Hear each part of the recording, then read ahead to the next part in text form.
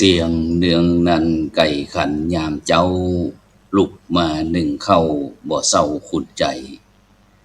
ดังไฟลุกแล้วช่วยเข้าใส่ให้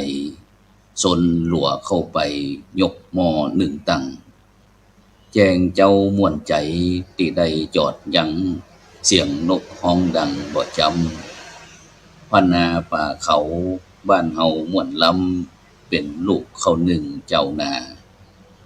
ลุกมาเมื่อเจ้าสวยหน้าสวยตาใส่ใจเกี่ยมดาห่อน้ำห่อเข้าครอบครัวสดใสบ่ได้หม่นเศร้า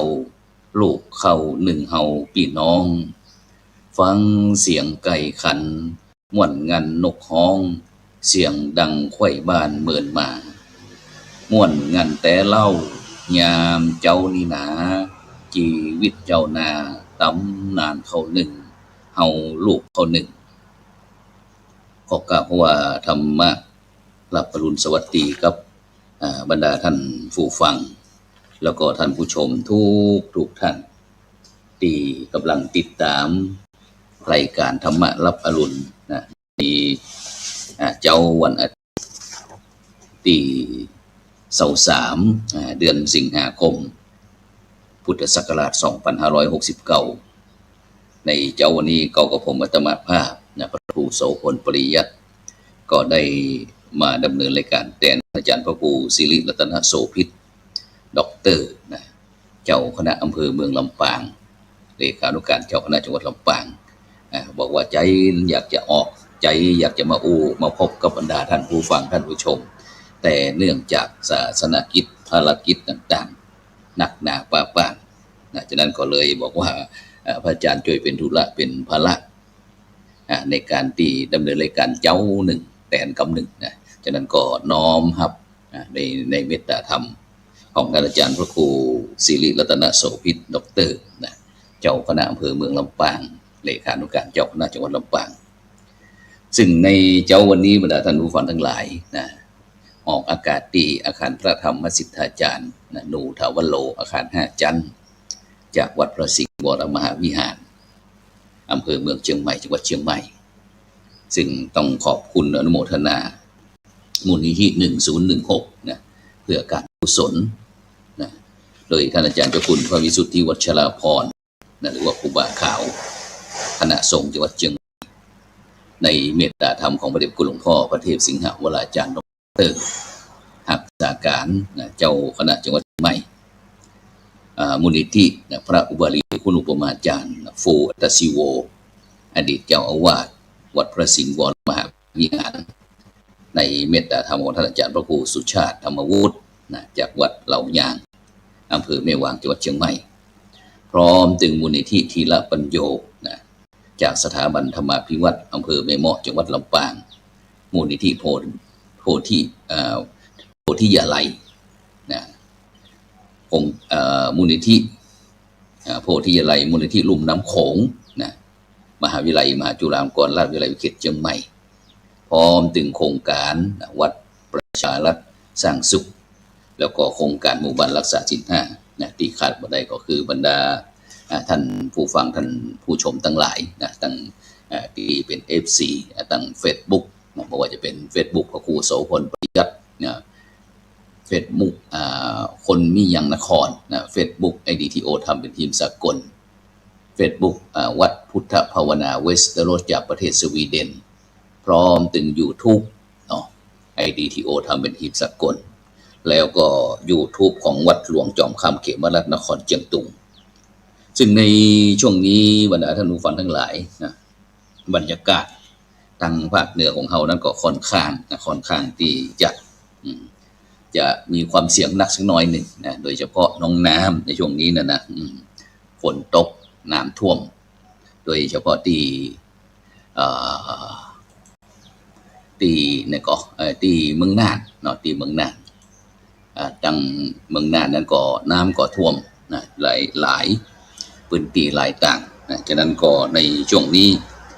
หน่วยงานตั้งภาครัฐภาคเอกชนต่างๆก็ได้มาร่วมกัน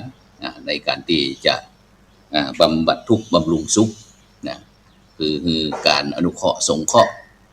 ช่วยเหลืออย่างที่คณะสงฆ์จังหวัดเชียงใหม่ในเมตตาธรรมของพระเดชพระคุณหลวงพ่อพระเทพมังคลาจารย์เจ้าคณะจังหวัดเชียงใหม่พระเดชพระคุณหลวงพ่อพระเทพสิงหวราจารย์ด็อกเตอร์รองเจ้าคณะจังหวัดเชียงใหม่เจ้าอาวาสวัดพระสิงห์วรมหาวิหารหักษาการเจ้าคณะจังหวัดเชียงใหม่ร่วมกับคณะสงฆ์จังหวัดเชียงใหม่ทุกอำเภอก็ได้ตั้งโครงการร่วมบริจาคสิ่งของข้าวสารอาหารแห้งเพื่อที่จะช่วยเหลือพี่น้องที่ประสบอุทกภัยที่จังหวัดน่านชื่อโครงการว่าทานน้ำใจมอบให้ชาวน่านฉะนั้นก็บรรดาท่านผู้ฟังท่านผู้ชมก็สามารถที่จะร่วมตามที่เบอร์โทรศัพท์ที่ได้อย่างโครงการเลขที่บัญชีชื่อสำนักสนงจจศูนย์เผยแพร่พระพุทธศาสนาจังหวัดวัดเจ็ดยอดเลขที่บัญชีก็67931165657นี่ของเป็นธนาคารกรุงไทยที่ตั้งคณะสงฆ์จังหวัดเชียงใหม่ได้ร่วมกันเพื่อที่จะได้รวบรวมปัจจัยสิ่งของต่างๆไปมอบให้ถึงผู้ที่รับผิดชอบเพราะว่าในปัจจุบันนี้ก็ท่านยศนันท์วงศ์สวัสดิ์รองนายกเปิดก่อบัญชางานที่จังหวัดน่านพร้อมถึงหน่วยงานทั้งภาครัฐภาคเอกชนต่างๆซึ่งในช่วงนี้ก็คงจะเป็นเรื่องการฟื้นฟูเยียวยาหลังจากที่น้ำแห้งเพราะว่าจังหวัดน่านของเรานี่ก็3-4 ปีมาเนี่ยเพราะว่า3-4 ปีนี้รู้สึกว่าน้ำที่เมืองน่านเนี่ยจะท่วมทุกปีท่วมทุกปีฉะนั้นก็อย่างที่โครงการหมู่บ้านรักษาศีล5คนเหนือของเราปีนี้ก็เลยเอาจังหวัดน่านเป็นจังหวัดแรกในการตรวจเยี่ยมตั้งแต่วันที่3สิงหาคมเป็นต้นมาที่บ้านฟ้าอำเภอบ้านหลวงจังหวัดน่านวัดบ้านฟ้าสวรรค์ตำบลบ้านฟ้าอำเภอบ้านหลวงจังหวัดน่านเนี่ยตั้งแต่วันที่3สิงหาคมตั้งแต่ต้นเดือนฉะนั้นก็น้ำท่วมมาปลายเดือนฉะนั้นก็พระเดชพระคุณหลวงพ่อพระเทพรัตนนายกนี่เป็นหมอดูก็เก่งบอกว่าปีนี้น้ำก็จะท่วมมากันโสพลเฮ้ยฉะนั้นเราเอาเมืองน่านเป็นลำดับแรกก่อนฉะนั้นก็แต่หลังจากวันที่กี่วันเมื่อวันที่21วันที่21นั้นน้ำวันที่20วันที่21นั้นก็ตอนเช้าก็น้ำเริ่มท่วมฉะนั้นก็ปีนี้ก็เลยหลอดไปโครงการหมู่บ้านรักษาศีล5แต่ก็ต้องทำงานในด้านสาธารณสงเคราะห์เช่นเดียวกันอย่างที่คณะสงฆ์จังหวัดเชียงใหม่ที่บรรดาท่านผู้ฟังท่านได้ผู้ชมได้หันถ้าเป็นทั้งจอทีวีออนไลน์ก็จะหันที่ใบประชาสัมพันธ์โครงการทานน้ำใจมอบให้ชาวนาฉะนั้นก็บรรดาท่านผู้ฟังท่านผู้ชมก็ตามนี้แล้วก็ซึ่งโดยเฉพาะในบรรยากาศในช่วงนี้ก็น้ำก็เริ่มแห้งซึ่งตั้งมูลนิธิ1016เพื่อการกุศลศูนย์ประสานงานฝ่ายสาธารณสงเคราะห์มหาเถรสมาคมประจำจังหวัดเชียงใหม่วัดลัทธิวันพระนอนขอนตาลอำเภอแม่ริมจังหวัดเชียงใหม่ในเมตตาธรรมของท่านอาจารย์เจ้าคุณพระวิสุทธิวชราภรณ์หรือว่าครูบาขาวก็ได้รวบรวมระดมถุงยังชีพฉะนั้นก็บรรดาท่านผู้ฟังท่านผู้ชมก็สามารถไปร่วมได้หรือว่าจะโทรศัพท์ก็0898351397นี่เบอร์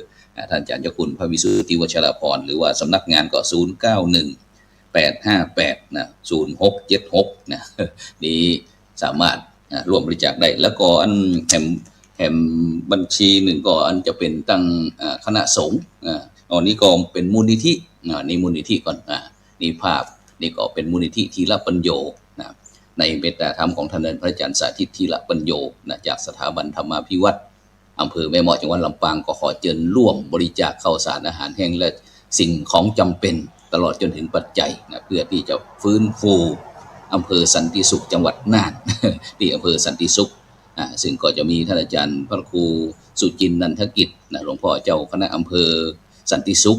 เจ้าวาดวัดปงคำซึ่งเป็นพระสงฆ์นักพัฒนาของเฮาเช่นเดียวกันนี่ก็ที่ปงคำนี่ที่สันติสุขนี่จังหวัดน่านก็นักเช่นเดียวกันบรรดาท่านผู้ฟังทั้งหลายฉะนั้นก็สามารถที่จะร่วม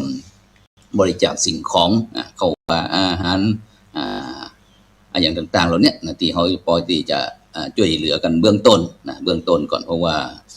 น้ำมาแล้วก็ทุกสิ่งทุกอย่างมันก็ไปตามน้ำนะฉะนั้นก็ถ้ากู้ตันก็ตันบ่ตันก็อย่างว่านี่แหละฉะนั้นก็เชิญชวนเด้อนะครับมูลนิธิทีละปัญโยซึ่งก็จะไปมอบสิ่งของก่อนในวันที่5กันยายนส่วนของคณะสงฆ์จังหวัดเชียงใหม่ในวันนี้ก็รับบริจาคเป็นวันสุดท้ายนะประเดี๋ยวคุณหลวงพ่อบอกว่าวันนี้เป็นวันสุดท้ายเด้อนะประมาณสักเกินคืนนี้ก็ปิดรับบริจาคนะฉะนั้นก็บ่สามารถที่จะอ่านรายชื่อของคณะครูบาอาจารย์ที่ผ่านมาตั้งลายนะที่ส่งตั้งสลิปสคริปต์สลิปใบที่โอนผ่านธนาคารที่เข้าสู่บัญชีคณะสงฆ์จังหวัดเชียงใหม่วัดเจ็ดยอดเรียบร้อยแล้วก็จากนั้นก่อนในนามของพระเดชคุณหลวงพ่อพระเทพมังคลาจารย์นะเจ้าคณะจังหวัดเชียงใหม่พระเดชคุณหลวงพ่อพระเทพสิงหวราจารย์รองเจ้าคณะจังหวัดเชียงใหม่หักษาการเจ้าคณะจังหวัดเชียงใหม่พร้อมถึงคณะสงฆ์จังหวัดเชียงใหม่หลวงพ่อรองจังหวัดเจ้าคณะอำเภอรองเจ้าคณะอำเภอพร้อมถึงเจ้าคณะพระสังฆาธิการในเขตปกครองคณะสงฆ์จังหวัดเชียงใหม่ก็ต้องกราบขอบคุณในน้ำใจไมตรีของพระมหาเถระนุเถระเจ้าคณะพระสังฆาธิการพร้อมถึงอนุโมทนากับบรรดาศรัทธาญาติโยมที่ได้ร่วมบริจาคโครงการทานน้ำใจเพื่อส่งไปช่วยพี่น้องเมืองน่านของเฮาเนาะซึ่งวันนี้ก็เป็นวันสุดท้ายแล้วก็มูลนิธิพระพุทธทีละปัญโยนี่ก็เช่นเดียวกันบรรดาท่านผู้ฟังทั้งหลายก็สามารถที่จะให้หอมกันได้นะแล้วก็แห่มตรงหนึ่งก็เป็นที่คณะสงฆ์จังหวัดน่านผ่านธนาคารกรุงไทยกรุงเทพ ธนาคารกรุงเทพสาขาน่านชื่อบัญชีว่าเงินกองทุนสาธารณสงเคราะห์นี่ก็พระเดชคุณหลวงพ่อเจ้าคุณพระสุนทรมุนีรองเจ้าคณะจังหวัดน่านฝ่ายสาธารณสงเคราะห์วัดปิ่งเมืองจังหวัดน่านเปิ้นก็ตอนนี้ก็หลวงพ่อมาที่ตึกศรีพัฒน์มาดูบอกว่าครูบอกว่าหมอจะคือกับวันใดเด้อนะห่วงตั้งบ้านห่วงตั้งเมืองน่านก็ห่วงตั้งเมืองน่านร่างกายก็ดีร่างกายนะครับฉะนั้นก็ขอถวายกำลังใจนะครับกับคณะสงฆ์จังหวัดน่านของเขานะครับที่ฟันฝ่าสู้กันไปนะครับซึ่งหลวงพ่อถวายกำลังใจกับหลวงพ่อเจ้าคุณพระสุนทรมุนีด้วยที่ได้มาหมอนัดที่ตึกศรีพัฒน์โรงพยาบาลมหาราชนครเชียงใหม่นี่ด้วยนะครับฉะนั้นก็บรรดาท่านผู้ฟังท่านผู้ชมก็สามารถที่จะร่วมได้ร่วมได้หรือว่าจะเดินทางไปเองก็จะมีหน่วยงานตั้งส่วนราชการเพิ่นได้ตั้งเต็นท์ที่ก็คงจะเป็นตั้งแต่ที่เวียงสาเนี่ยตั้งแต่จากเมืองแปร่ลองกวางเข้าเวียงสานี่ก็ตั้งหน่วยราชการต่างๆก็คงจะได้อำนวยความสะดวกเพราะว่าอันเมืองน่านนั้นก็ตั้งแต่ตั้งแต่สันติสุขตั้งปัวตั้งท่าวังผาจริงมันก็ตั้งแต่ตุ้งจ้างมาแล้วตุ้งจ้างนี่ก็เป็นต้นน้ำน่านต้นน้ำน่านตุ้งจ้างตั้งปัวตั้งท่าวังผาเข้ามาอำเภอเมืองแล้วก็เวียงสาก็พุ่นจะออกวันไปที่เขื่อนสิริกิติ์ฉะนั้นก็ยังทำหลายวันอยู่ฉะนั้นก็บรรดาท่านผู้ฟังท่านผู้ชมที่สามารถที่จะได้ช่วยเหลืออนุเคราะห์สงเคราะห์ก็จำเป็นที่เขาก็จะต้องช่วยเหลือกันในฐานะที่เป็นพี่น้องคนไทยด้วยกันหรือว่าเพื่อนร่วมโลกฉะนั้นก็บรรดาท่านผู้ฟังทั้งหลายซึ่งโดยเฉพาะในช่วงนี้ก็หันพระสงฆ์องค์เจ้าพระสงฆ์องค์เนนต่างก็ออกมาช่วยเหลือพี่น้องพุทธศาสนิกชนซึ่งโดยเฉพาะบรรดาท่านผู้ฟังทั้งหลายในปัจจุบันนี้เขาก็บทบาทของพระสงฆ์สมัยก่อนนั่นก็ยุคก่อนๆเขาก็จะหันว่าทั้ง6ด้านอย่างต่างๆซึ่งก็อยู่ทั้งในธรรมวินัยของถึงหลายท่านหลายคนก็บอกว่ามันบ่ใช่ภารกิจหน้าที่ของสงฆ์ของแต่บุคคลเหล่านั้นคือรู้ไม่จริงรู้ไม่จริงเอาความเข้าใจตนเองมาอู้เพราะว่าทุกสิ่งทุกอย่างเนี่ยบรรดาท่านผู้ฟังทั้งหลายเพื่อความสุขของชนหมู่มากโลกานุกรรมปยะเพื่อเจ้าโลกทั่วเจ้าโลกความสุขของคนหมู่มากเพื่อเจ้าโลกฉะนั้นก่อนนี่คือสุดยอดที่พระพุทธเจ้าได้สั่งไว้ฉะนั้นบทบาทในการสงเคราะห์ของพระสงฆ์ในยุคปัจจุบันเนี่ยได้มีการปรับเปลี่ยนจากการฮือตานในอดีตสู่การสาธารณสงเคราะห์เจิงลุกและการพัฒนาสุขภาวะสังคมแบบบูรณาการซึ่งก็เป็นหนึ่งในภาระหน้าที่หลัก6ด้าน ของคณะสงฆ์ไทยตามนโยบายของมหาเถรสมาคมฉะนั้นเนี่ยบรรดาท่านผู้ฟังทั้งหลายนะเพื่อการสงเคราะห์ของพระสงฆ์ในศตวรรษที่ปัจจุบันเนี่ยก็ยังสามารถแบ่งออกเป็นมิติ4มิติสำคัญนะตามกรอบวิธีพุทธนะบอกว่าจะเป็นเรื่องการศึกษาสงเคราะห์นะก็คือการพัฒนาสงเคราะห์การพัฒนาสติปัญญาและก็โอกาสบอกว่าจะเป็นพระสงฆ์ทำหน้าที่เป็นผู้ให้ปัญญาเพื่อที่จะลดความเหลื่อมล้ำทางสังคมนะตั้งโรงเรียนการกุศลจัดตั้งโรงเรียนการกุศลของวัดในพุทธศาสนาสร้างโอกาสส่งสร้างศูนย์เรียนรู้ของอย่างต่างๆเหล่านี้นะตั้งเรื่องการศึกษามอบทุนนะแก่เยาวชนจัดตั้งกองทุนแล้วก็มอบทุนการศึกษาแก่เด็กยากไร้ในชุมชนแล้วก็ศูนย์อบรมศีลธรรมนะเป็นศูนย์อย่างที่เฮาทั้งหลายได้ฮู้เมื่อ30ปีบอกว่าเป็นศูนย์ศึกษาพระพุทธศาสนาวันอาทิตย์เพื่อที่จะให้บรรดาเยาวชนเนี่ยได้มีโอกาสที่จะใจรักศีลรักธรรมในการที่จะคัดเกลาจิตใจนะฉะนั้นเนี่ยบรรดาท่านผู้ฟังทั้งหลายนะเมื่อสังคมเกิดวิกฤตพระสงฆ์นะแล้วก็วัดก็ปรับตัวเป็นศูนย์กลางการช่วยเหลือนะอย่างที่ตั้งศูนย์เยียวยาเปิดวัดเป็นโรงทานศูนย์พักพิงหรือโรงพยาบาลสนามยามวิกฤตอย่างเช่นนี้อย่างที่น้ำท่วมเมืองน่านอย่างนี้เป็นต้นแล้วก็แจกถุงยังชีพนะมอบปัจจัย4บอกว่าจะเป็นเรื่องอาหารเรื่องยารักษาโรคแก่ผู้ประสบอุทกภัยสงเคราะห์ผู้ป่วยลงพื้นที่เยือนนะดูแลผู้ป่วยตั้งในยามปกติติ่งตีติดเตียงพ่องติดบ้านพ่องนี่นะที่สามแล้วก็พัฒนาชุมชนการสร้างสุขภาวะกายภาพฉะนั้นเนี่ยบทบาทในฐานะพระสงฆ์นักพัฒนาเพื่อความยั่งยืนของท้องถิ่นบอกว่าจะเป็นเรื่องการสร้างสิ่งสาธารณะร่วมสร้างหรือว่าซ่อมแซมถนนหนทางศาลศาลาตึงสาธารณะตึงวัดตึงวาตึงหมู่บ้านต่างๆของว่าระบบสาธารณูปโภคแล้วก็พัฒนาอนุรักษ์สิ่งแวดล้อม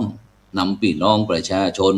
ชุมชนปลูกป่าปวดป่าปลูกบวชต้นไม้จัดความสะอาดเรียบร้อยจัดการขยะในวัดในชุมชนนะจะบอกว่าจะเป็นในปัจจุบันเนี่ยซึ่งโดยเฉพาะในชุมชนหมู่บ้านของเขาเนี่ยก็รู้สึกว่ามันจะลกล้างสักหน่อยหนึ่งนะฉะนั้นพระสงฆ์องค์เจ้าก็มีบทบาทในการที่จะเข้ามาช่วยในการที่จะพัฒนาอย่างที่เฮาหันภาพในปัจจุบันนี่ว่าพระสงฆ์องค์เจ้านี่บางครั้งนี่แม้กระทั่งเครื่องตัดหญ้านะบรรดาท่านผู้ฟังทั้งหลายก็ต้องสบายเพราะถือว่าเป็นอุปกรณ์สำคัญจะมาใจมีดใจผ้าใจเสียมใจขบกหรือว่าจอบมันบ่ได้ละนะฉะนั้นพ่ออย่างพ่อจ้าบ่ได้จ้าบ่ได้เพราะว่าหญ้ามันก็พัฒนาเช่นเดียวกันแล้วก็ศูนย์การเรียนรู้เศรษฐกิจนะครับเคลื่อนโครงการเกษตรทฤษฎีใหม่หรือว่าโคกหนองนาหรือว่าในด้านศูนย์การเรียนรู้ภายในชุมชนนะนี่ก็ด้านที่3ส่วนด้านที่4ก็คือเรื่องการพัฒนาด้านจิตภาวนาแล้วก็การเยียวยาใจง่ายก็คือการสงเคราะห์ทางจิตวิญญาณทำหน้าที่เป็นที่เปิ่งทำกลางความเครียดของสังคมซึ่งแมลงเนี่ยได้กับพี่หมอวุฒิพงศ์ดร.วุฒิพงศ์สายพิงค์บอกว่าแมลงนี่เขาก็จะอยากจะมาสนทนากับคุณหมอเกี่ยวกับเรื่องสุขภาพจิตของพระสงฆ์ของพี่น้องประชาชนหรือว่าชาวโลกนี่แหละบอกว่าจะได้ห้องนะแล้วที่สำคัญคือด้านจิตภาวนาคือคำปรึกษาธรรมะรับฟังแล้วก็แนวทางการแก้ปัญหาชีวิตของโดยหลักธรรมทางธรรมวินัยบำบัดผู้ติดยากาค่ายพัฒนาจิตกายจะนี้เป็นต้นฉะนั้นเนี่ยบรรดาท่านผู้ฟังทั้งหลายสิ่งเหล่านี้เป็นบทบาทของพระสงฆ์ในยุคสมัยใหม่ฉะนั้นหลายท่านหลายคนก็อาจจะอ่านตำราแต่เดิมๆเมื่อ 7-80 ปีว่าพระสงฆ์องค์เจ้ามีละเอียดนะแต่เฮาจะต้องเอาปัจจุบันบ่เอาอนาคตบ่เอาอดีตอยู่กับปัจจุบันทันใดฉะนั้นบทบาทของพระสงฆ์ในการในปัจจุบันเนี่ยมันถึงในการสงเคราะห์ของพระสงฆ์ในยุคนั้นมีการปรับเปลี่ยนจากการฮือตานในอดีตสู่การสาธารณสงเคราะห์เชิงลุกแล้วก็พัฒนาสุขภาวะสังคมแบบบูรณาการเพราะฉะนั้นเนี่ยบรรดาท่านผู้ฟังทั้งหลายแน่นอนละว่าหลักธรรมใน ทางพระพุทธศาสนาของเราเนี่ยนะโดยเฉพาะเรื่องสังคหวัตถุนะซึ่งในสังคหวัตถุนี่แปลว่าทำเป็นเครื่องยึดเหนี่ยวคือยึดเหนี่ยวจิตใจบุคคลแล้วก็ประสานหมู่ชนไว้ในสามัคคี4ประการฉะนั้นหลักการสงเคราะห์4ประการก็คือ 1. การฮื้อตานการฮื้อการให้ก็คือเอื้อเฟื้อเผื่อแผ่เสียสละแบ่งปันช่วยเหลือกันโดยสิ่งของตลอดถึงความรู้แล้วก็แนะนำสั่งสอนเพิ่นฮ้องว่ากทานคือการฮื้อการให้สังฆวัตถุข้อที่1ส่วนสังฆวัตถุข้อที่2บอกว่าปิยวาจานะปิยวาจานะวาจาเป็นที่ฮักวาจาดูดดื่มน้ำใจหรือว่าวาจาซาบซึ้งใจคืออู้กันด้วยความสุภาพไพเราะอ่อนหวานสมานสามัคคีคือเกิดไมตรีความรับให้รับ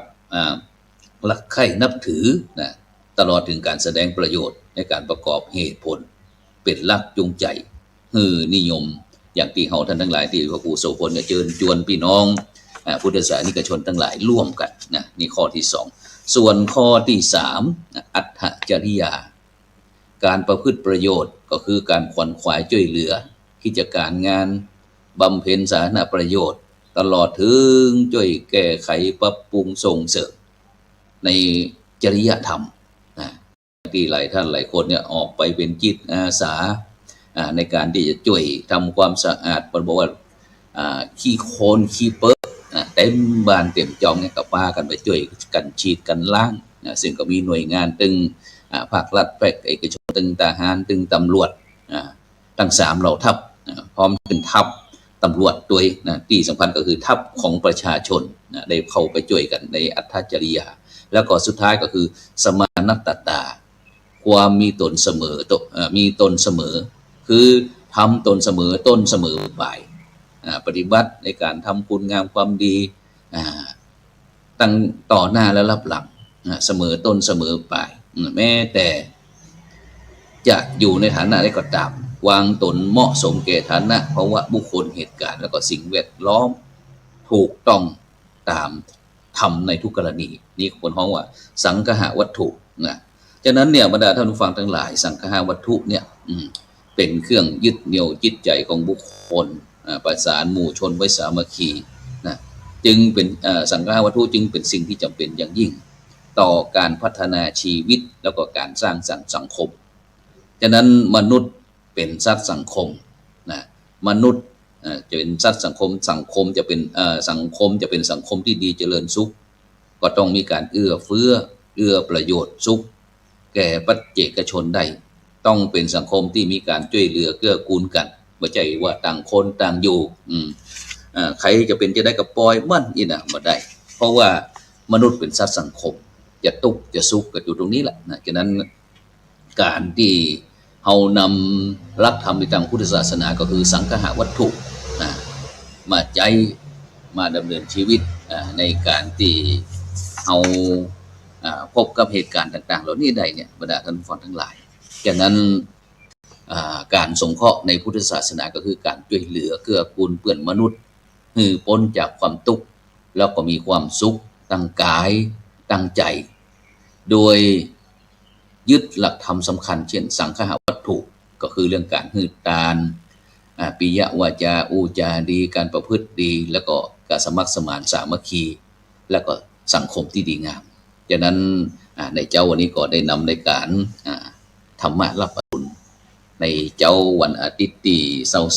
23เดือนสิงหาคมพุทธศักราช2569ฉะนั้นก็บรรดาท่านผู้ฟังท่านผู้ชมเด้อใครที่อยากจะถือโอกาสว่ามันจะสิ้นเดือนแล้วก็ช่วงนี้ก็เป็นช่วงเทศกาลเข้าพรรษาด้วยนะฉะนั้นเฮาท่านทั้งหลายก็หมั่นไปวัดไปวาพัฒนาคุณภาพชีวิตพัฒนาจิตใจของตนเองให้สูงส่งนักยิ่งขึ้นนะเพราะว่าทุกคนก็ต่างก็มีหน้าที่ได้เกิดมาแล้วต่างก็แสดงบทบาทของตนเองเป็นพ่อเป็นแม่เป็นพี่เป็นน้องเป็นครูบาอาจารย์เจ้าฟ้ามหากษัตริย์ต่างๆก็แสดงเป็นหมอก็แสดงหมอเป็นทหารก็แสดงหมอฉะนั้นเป็นตัวพระเอกแล้วแสดงเมื่อเต็มที่นะ หมดลมหายใจเมื่อไหร่เท่านั้นแหละนะถึงจะหมดหน้าที่ของเรานะฉะนั้นบรรดาท่านผู้ฟังทั้งหลายก็จำเป็นนะที่จะต้องเป็นนักแสดงด้วยนะเพราะว่าชีวิตเขาเกิดมาเพื่อที่จะจดใจกรรมเก่าแล้วก็สร้างกรรมใหม่นะกรรมดีเป็นห้องว่ากุศลกรรมนะกรรมบดีเรียกว่าอกุศลกรรมกุศลดีก็คือบุญนะส่วนอกุศลกรรมก็คือบาปบดีนะฉะนั้นก็บรรดาท่านผู้ฟังก็ทั้งหลายก็ดำเนินชีวิตโดยความบ่ประมาทฉะนั้นก็วันนี้นะทางคณะสงฆ์จังหวัดเชียงใหม่ก็บริจาคเป็นวันสุดท้ายเนอะเพราะว่าพวกนี้ได้ทราบข่าวจากพระเดชคุณหลวงพ่อบอกว่าพรุ่งนี้เขาจะรวบรวมได้ส่งไปช่วยพี่น้องจังหวัดน่านตามโครงการทานน้ำใจมอบให้ชาวน่านนะฉะนั้นก็เชิญชวนบรรดาท่านผู้ฟังท่านผู้ชมตึงข้าวสารอาหารแห้งน้ำดื่มต่างๆเหล่านี้ก็สามารถได้นะหรือว่าจะที่วัดพระสิงห์ก็ได้เนอะนะฉะนั้นก็แล้วก็วันพรุ่งนี้นะตั้งโครงการหมู่บ้านรักษาศีล5หนเหนือนะโดยการนำของพระเดชคุณหลวงพ่อพระเทพรัตนนายกนะหลวงพ่อพระเทพสิงหาวราจารย์ท่านอาจารย์เจ้าคุณพระศรีศิลปอาจารย์พร้อมตึงหลวงพ่อเจ้าคณะจังหวัดแม่ฮ่องสอนจังหวัดเชียงรายนะตึงจังหวัดพะเยาจังหวัดแพร่จังหวัดอุตรดิตถ์นะพร้อมตึงอนุกรรมการต่างๆก็จะลงพื้นที่พรุ่งนี้ก็จะไปแล้วนะพรุ่งนี้วันที่24ก็จะไปสิงหาคมนี้ก็บ้านรวมใจนะอำเภอท่าป่าจังหวัดอุตรดิตถ์ก็คงจะไปหันน้องน้ำตีเขื่อนมากันแล้วนะแล้วก็วันที่25ก็จะเป็นบ้านแม่ยะอำเภอบ้านตากจังหวัดตากวันที่26สิงหาคมนี้ก็จะเป็นบ้านเมาะหลวงอำเภอแม่เมาะจังหวัดลำปางใครจะไปไกลที่อาจารย์สาธิตหน่อยนึงนะก็โดยเฉพาะในวันที่26นั้นก็ถือว่าเป็นวันเกิดนะคล้ายวันเกิดประสูติเกิดของหลวงพ่อเจ้าพระคุณสมเด็จพระมหาราชมังคลาจารย์ช่วงชวนปุญโญนะอดีตประธานโครงการประธานโครงการหมู่บ้านรักษาศีล5เนี่ยนะซึ่งหลวงพ่อได้มอบมรดกเพื่อที่จะช่วยเป็นสิ่งที่คอยเยียวยาชุมชนสังคมของเขามีสันติสุขนะหักกันเป็นปีดีกันเป็นน้องปรองดองกันเป็นญาติฉะนั้นก็คณะกรรมการศีล5คนเนี้ยก็จะถือโอกาสทำบุญเพื่อจะอุทิศถวายแก่พระเดชคุณหลวงพ่อสมเด็จพระมหาราชมังคลาจารย์โดยที่จังหวัดลำปางนะฉะนั้นก็ต้องขอบคุณอนุโมทนากับทุกท่านเนาะแล้วที่ได้ร่วมฟังแล้วก็ร่วมกันแชร์โดยเฉพาะบรรดาท่านผู้ฟังที่ติดตามตั้งคืนชุมชนห้องนะทั้ง Facebook ทั้ง YouTube นะแรงนี้เขาก็มาพบกันใหม่เจ้าวันนี้ก็เวลาหมดเวลาเนาะนำรายการจากบรรดาท่านผู้ฟังไปก่อนนะฉะนั้นก็สำหรับเจ้าวันนี้ก็ขอทุกท่านนะมีอายุมั่นขวัญยืนนะมีจิตใจที่เบิกบานมีความสุขความเจริญสมความมุ่งมั่นปรารถนาจุยังจุประการอายุวันโนสุขังพลัง